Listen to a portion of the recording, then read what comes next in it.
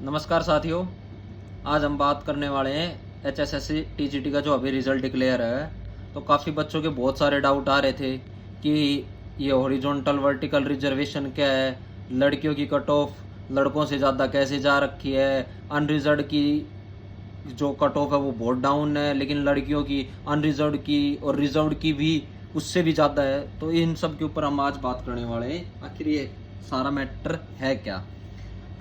तो आज मैंने आपके लिए पहले ही एक आपको हॉरिजॉन्टल वर्सेस वर्टिकल जो रिजर्वेशन होता है वो समझाने के लिए एक पहले ही पूरा बना रखा है चार्ट सा, ताकि आपको इजीली समझ में आ जाए हॉरिजॉन्टल और वर्टिकल रिजर्वेशन होता क्या है। सबसे पहले हम बात करते हैं हॉरिजॉन्टल रिजर्वेशन। हॉरिजॉन्टल रिजर्वेशन क्या होता है? हॉरिजॉन्टल रिजर्वेशन होता है कि वो रिजर्वेशन अकॉर्डिंग टू आर्टिकल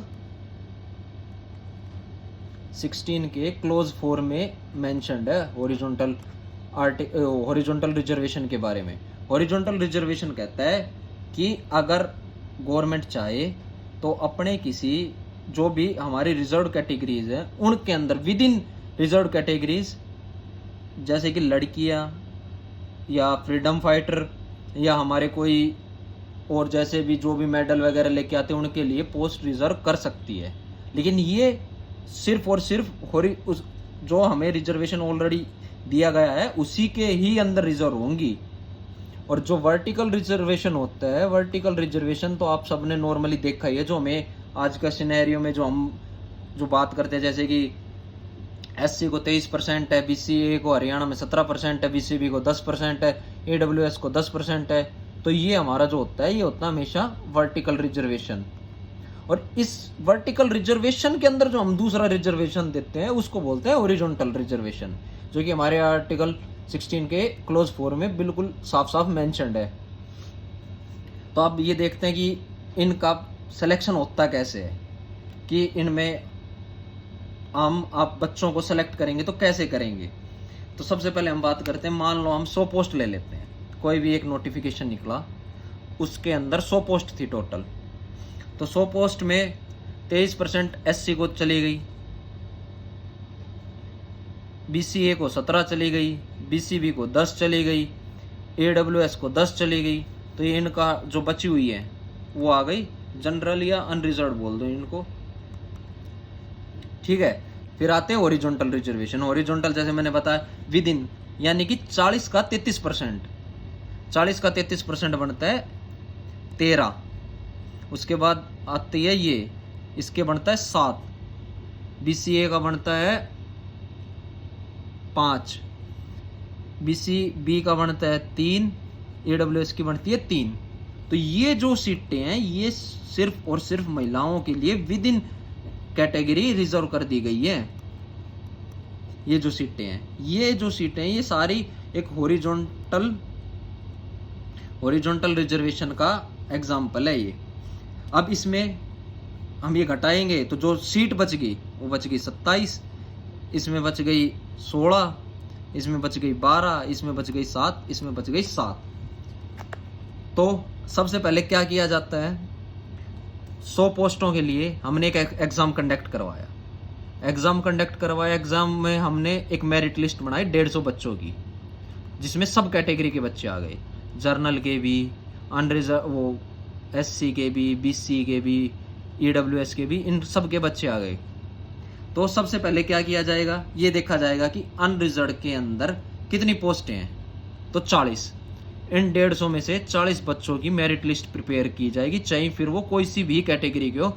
जो भी 40 टॉपर होंगे उनको उठा लिया जाएगा। फिर आता है हॉरिजॉन्टल रिजर्वेशन। सबसे पहले हॉरिजॉन्टल रिजर्वेशन भरा जाएगा, यानी कि इन 40 बच्चों में से सबसे पहले 13 वुमेन सेलेक्ट करनी पड़ेंगी। मान लो हम 1% मान लेते हैं, इसमें 40 में नहीं आई, 10 ही वुमेन आई, 3 वुमेन बच गई। तो जो हमने 150 की मेरिट लिस्ट में बनाई थी उसमें से 40 घट गए, तो 110 बच्चे जो बचे ना, उन 110 बच्चों में से जो भी तीन महिलाएं, पहली 3 महिलाएं होंगी, चाहे वो फिर कोई से भी नंबर पे हो, चाहे वो फिर बेशक से तीसरी वुमेन 149वें नंबर पे हो या चाहे बेशक से 150वें नंबर पे हो, वो 3 वुमेन उठाई जाएंगी।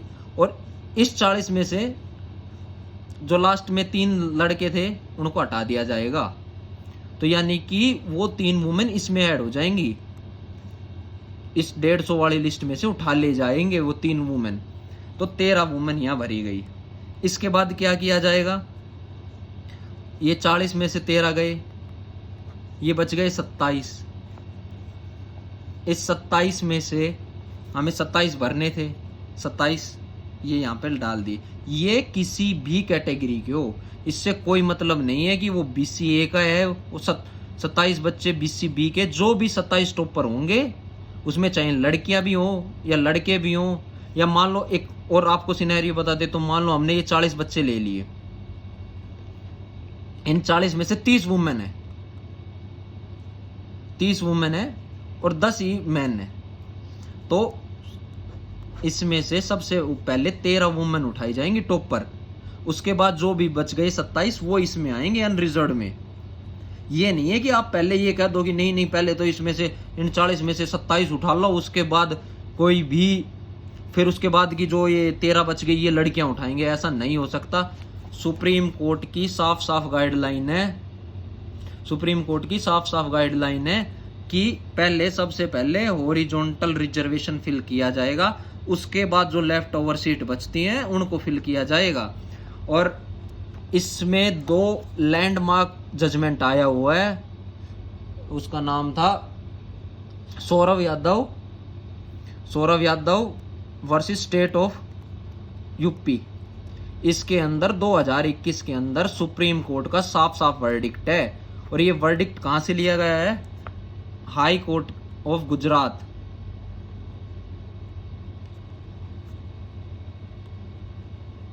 गुजरात ने 2019 के अंदर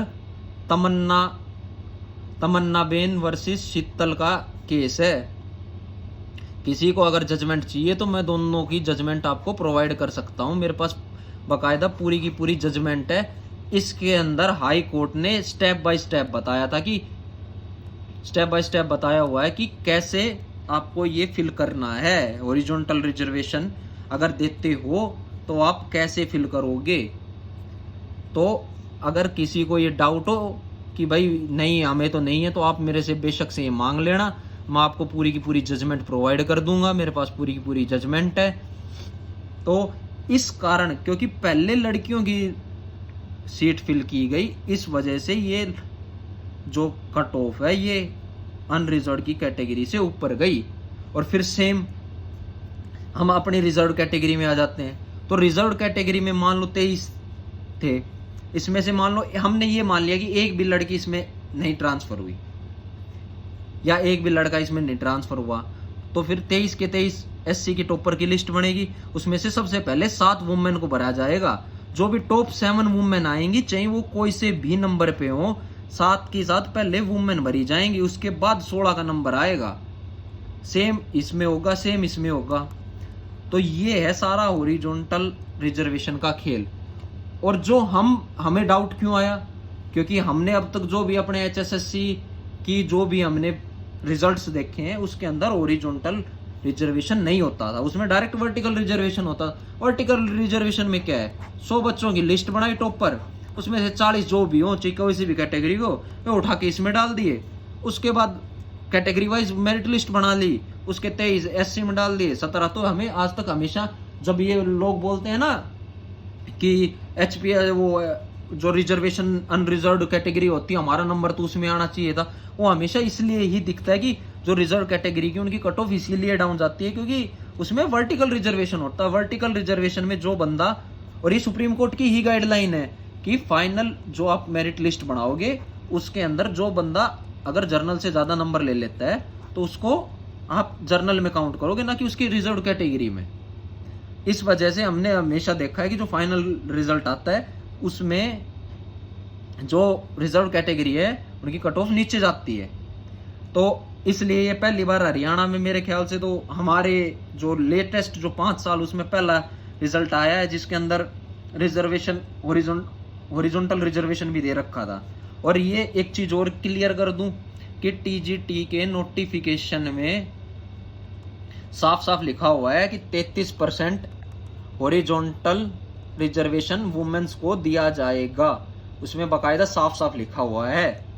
हाँ, लेकिन इसमें मेरे पास काफ़ी जेन्युइन बच्चों की कॉल आई है, उनका ये मानना है कि हाँ हमने मान लिया कि हमारी अनरिजर्व जो लड़कियों की थी इसके बराबर तो नहीं थी हमारी कट ऑफ, लेकिन हमारी अनरिजर्व से तो ज़्यादा थी।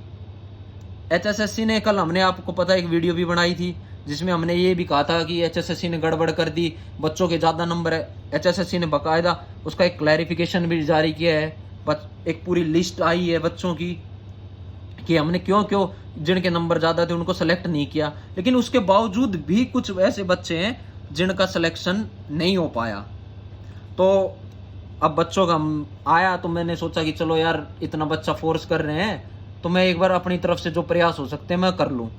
तो आज मेरा HSSC ऑफिस जाना हुआ, वहाँ पे बात की कि भाई सर ये डाउट है बच्चों के, उनका सिलेक्शन नहीं हो रहा, तो वो बच्चे परेशान हैं। तो उन्होंने मेरे को सीधा सीधा एक जवाब दिया कि हम 7 दिन के अंदर हर बच्चे का स्कोर कार्ड जारी कर देंगे। तो उसके बाद अगर किसी बच्चे को ये डाउट हो कि भाई मेरा नंबर ज़्यादा थे और फिर मेरा नाम नहीं आया, तो वो हमारे पास आ सकता है। तो 7 जब तक, और उससे पहले बोलो उन्होंने एप्लीकेशन तक लेने से मना कर दी बच्चों की। बच्चे वहाँ पे मैं गया जब मिले भी थे मुझे बहुत सारे, तो उन्होंने ये कहा कि सर वो तो हमारी एप्लीकेशन तक भी नहीं ले रहे।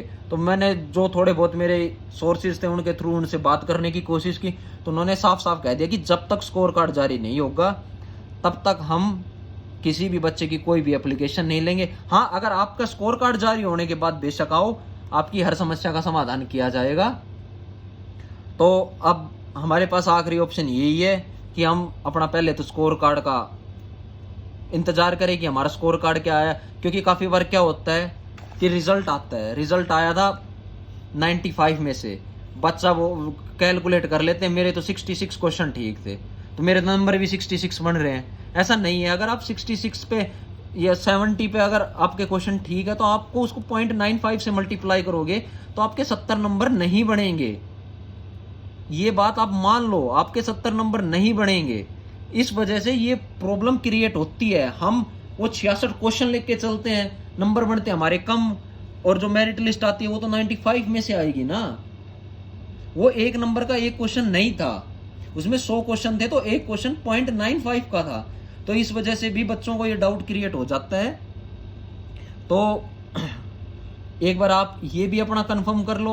हाँ, अगर उसके बाद भी अगर कोई दिक्कत है तो देखो मैंने आपको बता दिया, उन्होंने साफ साफ बोल दिया कि जब तक स्कोर कार्ड जारी नहीं होगा हम किसी भी बच्चे के ऊपर या किसी की भी कोई भी प्रॉब्लम का सोल्यूशन नहीं कर सकते। एक आपके पास जो बच्चों का और आया था प्रॉब्लम की, जो HSSC ने क्लैरिफिकेशन लिस्ट जारी करी उसमें ये कहा गया कि सब्जेक्ट वाइज हमारा सब्जेक्ट कॉम्बिनेशन है, उसके बावजूद इन्होंने ऑनर्स वाले बच्चों को नहीं लिया।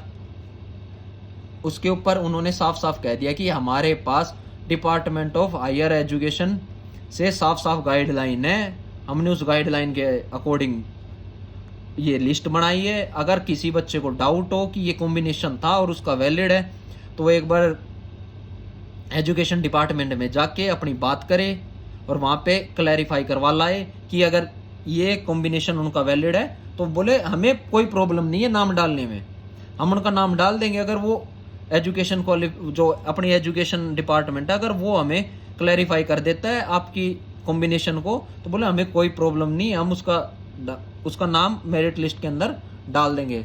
तो भाई यही सब था आज के लिए। तो जिसका भी अगर सब्जेक्ट कॉम्बिनेशन है, सिलेक्शन हुआ है बच्चों का, वैलिड भी माना गया है, अगर आपके पास कोई ऐसे हो तो आप बिल्कुल एजुकेशन डिपार्टमेंट में जाइए। वहाँ सेक्रेटरी हैं, जनरल सेक्रेटरी हैं, वहाँ पे चीफ सेक्रेटरी हैं, जो एजुकेशन डिपार्टमेंट की बात कर रहा हूँ मैं। कभी आप कह दो कि नहीं वो RS खुल्लर साहब के पास चले जाओ, उनके पास नहीं, आप जो सेक्रेटरी हैं एजुकेशन डिपार्टमेंट के उनके पास जाइए, उनको आप अपनी प्रॉब्लम बताइए कि सर हमारे ये कॉम्बिनेशन है, हमारे पास साफ साफ उसमें लिखा हुआ है और ये हमारे पास थे, आपकी प्रॉब्लम का ज़रूर सॉल्यूशन होगा।